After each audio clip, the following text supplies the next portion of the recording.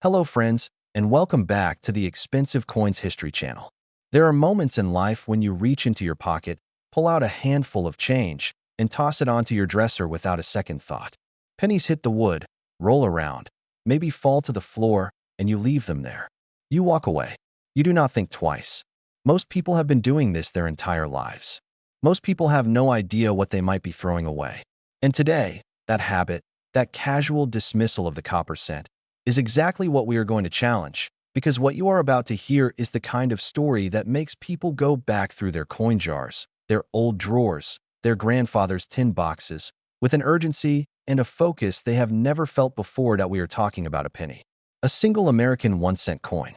Something so ordinary that most people would not bend down to pick one up off the sidewalk.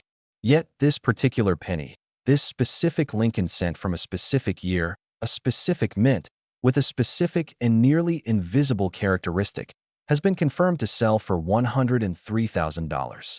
Let that land for a moment. $103,000. For a penny. Not a gold coin. Not a rare colonial artifact. A penny. The kind that rolls under your refrigerator and stays there for years. The coin we are discussing today is the 1970 D. Lincoln Memorial Cent. The letter D stands for Denver, which is where the Denver Mint struck this coin. And on the surface, this coin looks like every other penny minted in that era. It has the profile of Abraham Lincoln on the obverse, the same image that has appeared on the American cent since 1909. It has the Lincoln Memorial on the reverse, the design that replaced the wheat stalks in 1959. It feels the same in your hand. It weighs the same. It has the same copper color, the same diameter, the same general appearance as millions of other pennies produced in 1970s. Oh, why is it worth $103,000? To answer that, you have to understand something fundamental about coin minting, about the pressure and precision and the occasional beautiful imperfection that makes numismatics, the study and collection of coins, one of the most passionate and lucrative hobbies in the world. Coin collecting is not just about old things. It is about rare things. And rarity is often born not from intention but from accident. The Denver Mint in 1970 was operating at enormous capacity. The United States was producing billions of cents every single year to keep up with commercial demand. Vending machines, parking meters, retail transactions, all of it required a constant flood of small change. The mint was under pressure to produce and produce fast. And in that environment of high volume and relentless production, mistakes happened. Not often, but they happened.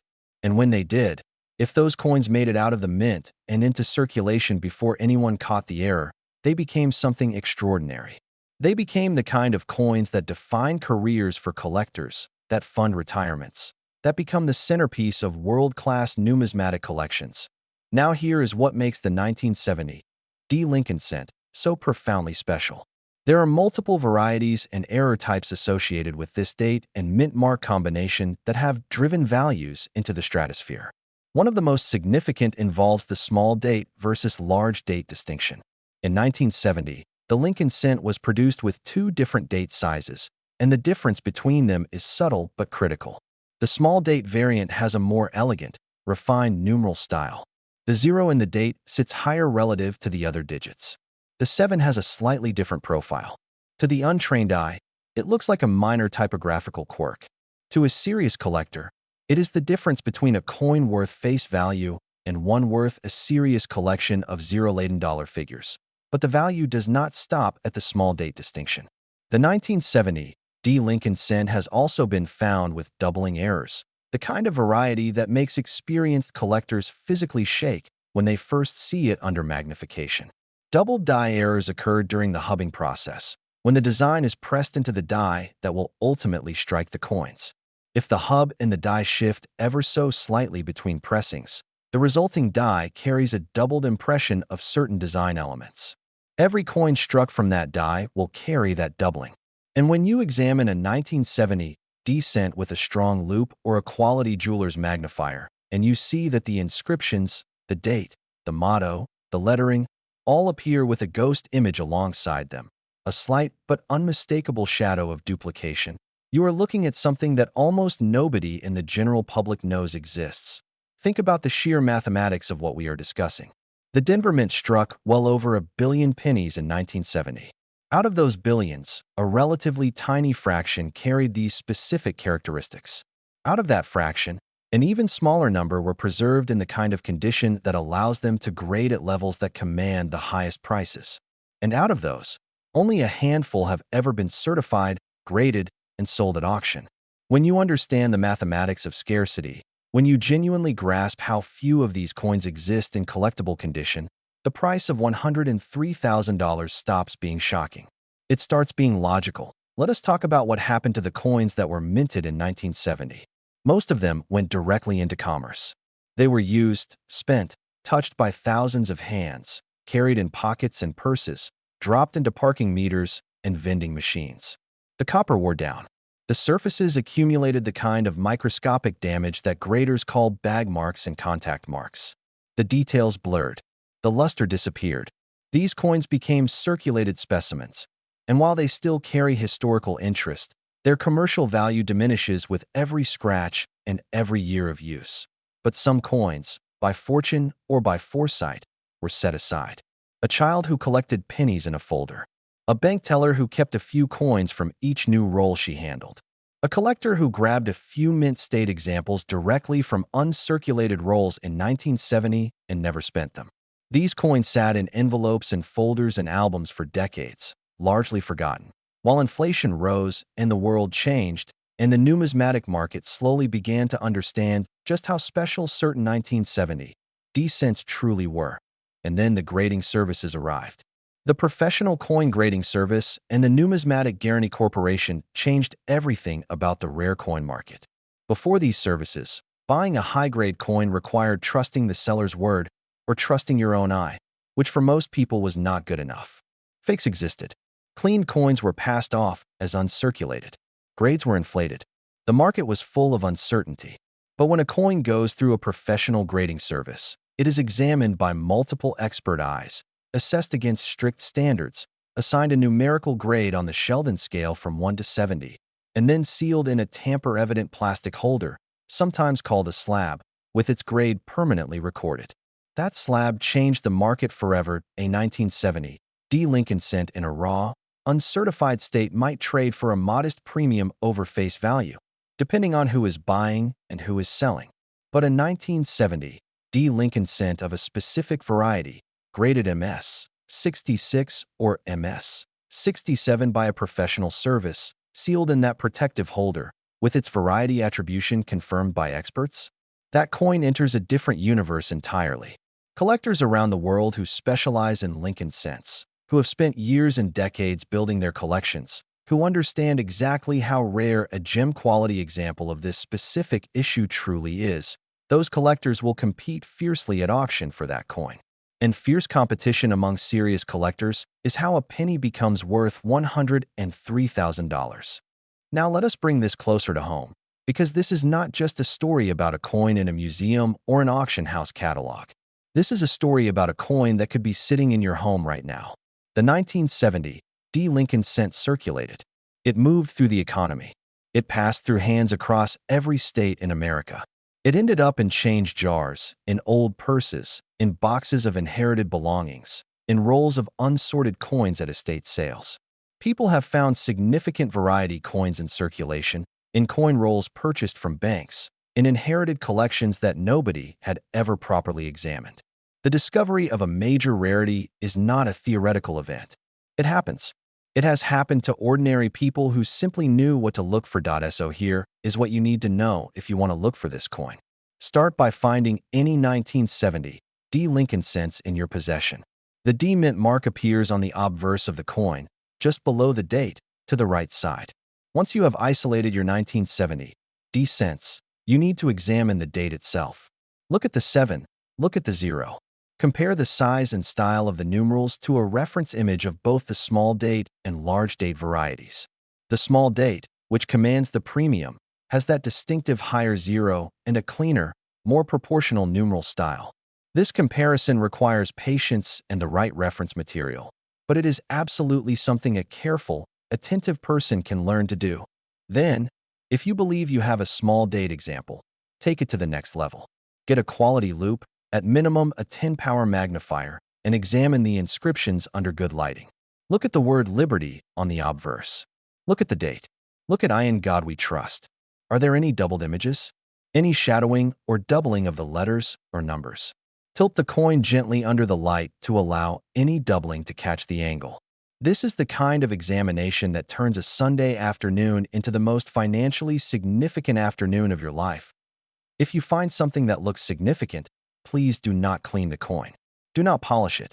Do not try to bring out the details with any kind of chemical or abrasive. Cleaning a coin is the single fastest way to destroy its numismatic value. Even if the coin is worth a substantial sum in its current dirty, dull state, cleaning it can render it virtually worthless to serious collectors because the surfaces are permanently altered. Leave the coin exactly as you found it. Store it carefully, handling it only by the edges. And then take it to a reputable coin dealer or, better yet, submit it directly to a professional grading service for authentication and attribution. The story of the 1970 Lincoln cent is also a story about American history, about a country in the middle of extraordinary social and cultural transformation minting billions of small copper discs every single year, never imagining that among those billions, a handful of accidental masterpieces were being created. The year 1970 was turbulent, passionate, divided. The country was arguing about the future while the mint quietly produced the money that kept the economy moving. And in that relentless production, in that daily grind of dies pressing into blank planchets at enormous speed, something went slightly, beautifully wrong. And that mistake, that tiny imperfection in a system designed for perfection, created a coin worth more than most Americans earn in 2 years. $103,000. Remember that number. Hold it in your mind as you think about the coins in your home, the pennies you have ignored for decades, the change jar you have never properly sorted. One coin, one specific date, one specific mint mark, one specific set of characteristics. That is all it takes. And the extraordinary thing, the thing that makes numismatics unlike almost any other field, is that the coin does not care who finds it. It does not care whether you are a seasoned collector or someone who has never thought twice about a penny. If it is in your hands, it belongs to you, and its value belongs to you. This is only the first coin. When we come back, we are going to discuss the second coin in today's story, a 1966 Lincoln Memorial cent that carries its own staggering history, its own remarkable characteristics, and a confirmed auction value that surpasses even what we have just discussed. Stay with us. If the story of the 1970 Lincoln cent left you wanting to reach for your coin jar, what you are about to hear is going to make that urge completely irresistible. Because now we turn to the second coin in today's conversation, and this one carries a history, a mystery, and a market value that is even more breathtaking than the first. We are talking about the 1966 Lincoln Memorial 1-cent coin, a penny from a year that most people remember for other reasons entirely, a year of music and protest and change, a year when America was loud and restless and searching for its identity. And quietly, without fanfare, without anyone paying attention, the United States Mint was producing a coin that would one day be worth $126,000. Let that number settle over you for a moment. $126,000. For a penny minted in 1966, a year that is not ancient history, a year that millions of people alive today remember personally, a year whose coins passed through the hands of an entire generation, spent on candy bars and bus fares and telephone calls from payphones on street corners. The idea that one of those coins, one specific penny from that specific year, could be worth more than the average American household earns in an entire year is the kind of fact that fundamentally rewires how you look at the small change sitting ignored on your kitchen counter. To understand why the 1966 Lincoln cent occupies such a remarkable position in numismatic history, you have to understand the context of what was happening at the United States Mint during the mid-1960s.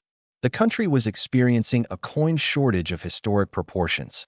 In the early part of that decade, silver coins began disappearing from circulation at an alarming rate. People were hoarding them, melting them, saving them, because the intrinsic metal value of a silver dime or quarter was approaching, and in some cases exceeding the face value of the coin itself. Commerce was being disrupted. The mint was struggling to keep enough coinage in circulation to meet the demands of a growing and dynamic economy. The response from the government was dramatic and far-reaching. The Coinage Act of 1965 eliminated silver from dimes and quarters entirely and reduced the silver content of the half dollar. But that legislative change created its own set of production challenges. The mint had to retool, had to adapt, had to produce enormous volumes of the new clad coinage while also managing cent production at a scale that the American economy demanded.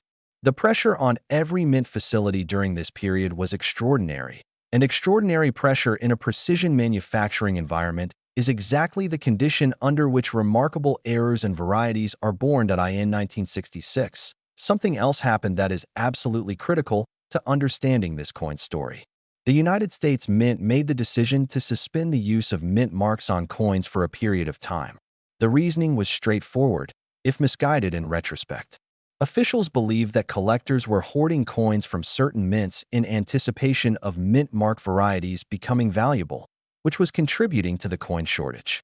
By removing mint marks temporarily, they hoped to discourage hoarding and ensure that coins stayed in circulation. So coins produced in 1966 at the Philadelphia, Denver, and San Francisco mint facilities all carried no mint mark. They were, in a sense, anonymous. They came from everywhere and nowhere at once. This decision has profound implications for the 1966 cent because it means that unlike the 1970 D coin where the mint of origin is clearly identified, the 1966 cent presents a different kind of mystery and challenge. What it lacks in mint mark identification, however, it more than compensates for in the extraordinary nature of the errors and varieties that have been confirmed on this date. And it is those errors and varieties that have driven individual examples to the staggering value of $126,000. The most significant variety associated with the 1966 Lincoln cent involves one of the most dramatic and visually compelling types of mint error in all of American numismatics. We are talking about a double die obverse of extraordinary strength and clarity. When a 1966 cent with this characteristic is examined under magnification, the doubling is not subtle. It is not the kind of thing you squint at and argue about. It is bold. It is visible. The inscriptions on the obverse of the coin, the date, the word liberty, the motto "I in God we trust," all of them show clear, undeniable doubling. A ghost image displaced from the primary image in a way that makes experienced collectors catch their breath the first time they see it. But the story goes deeper than even the double die variety. The 1966 Lincoln cent has also been associated with coins struck on wrong planchets, coins that somehow ended up being struck on blanks intended for a different denomination or a different series. When a cent planchet wanders into the wrong hopper, or when a foreign planchet finds its way into the production stream, the resulting coin is a wrong planchet error, and these are among the most dramatic and valuable error coins in existence. A 1966 Lincoln cent design struck on a planchet intended for another coin is not just a curiosity. It is a numismatic landmark. It is evidence of a specific moment in a specific mint facility when the controlled, precise world of coin production briefly and magnificently lost its footing. There is also the matter of coins from 1966 that exhibit what graders and attributors call special mint set quality. In 1966, the mint did not produce traditional proof sets for collectors. Instead, they offered special mint sets, coins struck with more care and attention than business strike coins, but not to the full mirror-like standard of traditional proof coinage. These special mint set coins have a distinctive appearance, a satin-like sheen, sharper details, fewer contact marks. A 1966 Lincoln cent with special mint set characteristics that also exhibits a major variety is a combination so rare, so improbable, that the number of confirmed examples can sometimes be counted on one hand. Now here is where the emotional weight of this story really begins to build. Because we are not talking about coins produced in the 1800s. We are not talking about early American coinage from the era of hand-struck planchets and primitive technology. We are talking about 1966, 58 years ago, within the living memory of tens of millions of Americans. People who were children in 1966 remember those pennies. They remember the feel of them, the weight of them, the way they accumulated in pockets and piggy banks and mason jars on kitchen shelves. Those coins were everywhere. They passed through every corner of this country, through every type of hand, through every kind of life. And most of them are gone now. Used up, worn down, lost, melted, forgotten. The attrition rate on circulated coinage is extraordinary. Over the decades, coins disappear from the numismatic record at a rate that most people would find shocking. They get mixed into foreign coin collections, tossed in fountains, lost in couch cushions that eventually get thrown away, dropped in parking lots where they sink into asphalt. The ones that survive in collectible condition are the ones that, by some combination of luck and care and circumstance, were removed from the flow of commerce and preserved. And the ones among those survivors that happen to carry a major variety or error characteristic are rarer still. This is why when a 1966 Lincoln cent with a confirmed major double-die obverse or a significant error characteristic is certified by a professional grading service, the numismatic community pays attention. This is why auction houses like Heritage and Stacksbowers feature these coins prominently in their catalogs. This is why collectors who have spent decades building specialized Lincoln cent collections will bid with a ferocity that drives prices to levels that casual observers find incomprehensible. They understand something that most people do not. They understand that they may be looking at one of perhaps a dozen confirmed examples of a specific variety. They understand that if they do not acquire this coin today, they may never see another one come to market in their lifetime. $126,000 is not an irrational price for such a coin. It is the market's precise and honest assessment of what it costs to own something that almost does not exist. Let us talk now about what this means for you, sitting at home, perhaps already thinking about where your old coins are stored. The 1966 Lincoln cent circulated widely. It went everywhere. Unlike some rare coins that were immediately recognized and set aside, the varieties and errors on the 1966 cent were not widely known or understood for many years after the coins were minted. That means these coins were spent. They were used. They traveled through the economy for years before anyone was paying close attention. And that means there is a genuine, non-trivial possibility that examples of significant 1966 cent varieties are still out there, still sitting unrecognized in collections and accumulations assembled by people who loved coins but did not have access to the kind of detailed attributional knowledge that exists today. The internet changed everything for coin collectors. Before the digital age, information about varieties and errors was held by a small community of specialists. Reference books were expensive and hard to find. The knowledge base was concentrated in the hands of a few. But today, detailed photographic references for Lincoln cent varieties are available to anyone with an internet connection and the patience to search. Auction records showing confirmed sales of major rarities are publicly accessible. The grading standards used by professional services are documented and discussed in forums and communities that welcome beginners and experts alike. The barrier to knowledge has never been lower. What has not changed is the requirement for careful, attentive examination. You still have to look. You still have to develop the patience and the eye to distinguish between an ordinary coin and an extraordinary one. You still have to be willing to sit down with a loupe and good lighting and go through your coins one by one, methodically, without rushing, treating each coin as a potential discovery rather than a guaranteed disappointment. That discipline, that willingness to look carefully, is what separates the people who find significant coins from the people who spend their entire lives unknowingly owning them. When you look at a 1966 Lincoln cent, here is what you are examining. The obverse carries Lincoln's portrait, designed by Victor David Brenner, the same essential design that has been on the cent since 1909. The date reads 1966, with no mint mark below it because of the suspension policy we discussed earlier. The reverse carries the Lincoln Memorial design, introduced in 1959 to mark the sesquicentennial of Lincoln's birth. The coin was made of the same composition as its predecessor years, 95% copper and 5% zinc, giving it that warm reddish copper color when new and that familiar brown tone as it ages. What you are looking for when examining these coins with magnification is any evidence of doubling on the obverse inscriptions. Focus first on the date itself. Then move to the word liberty on the left side of Lincoln's portrait. Then examine I in God we trust across the top of the obverse. In a coin with a strong double die characteristic, you will see each of these elements appearing slightly doubled, with a secondary image displaced from the primary. The displacement may be rotational, meaning the second image is slightly rotated relative to the first, or it may be more linear, meaning the second image is shifted in a specific direction. The specific nature of the doubling is part of what attributors use to identify and classify the variety. Beyond the doubling, look at the overall surface quality of the coin. A business strike cent from 1966 will often show the kind of bag marks and contact marks that come from coins tumbling against each other in mint bags. A special mint set coin will have a noticeably different surface quality, smoother, more carefully struck, with a distinctive satin appearance that sets it apart immediately from a standard circulation strike. If you have a coin that appears to have SMS quality and also shows doubling characteristics, you are holding something that deserves serious professional evaluation as quickly as possible. The journey of the 1966 Lincoln cent from a coin that nobody thought twice about to one that commands $126,000 at auction is one of the most compelling stories in American numismatics. It is a story about the passage of time and the creation of scarcity. It is a story about the growth of knowledge within a community of passionate collectors.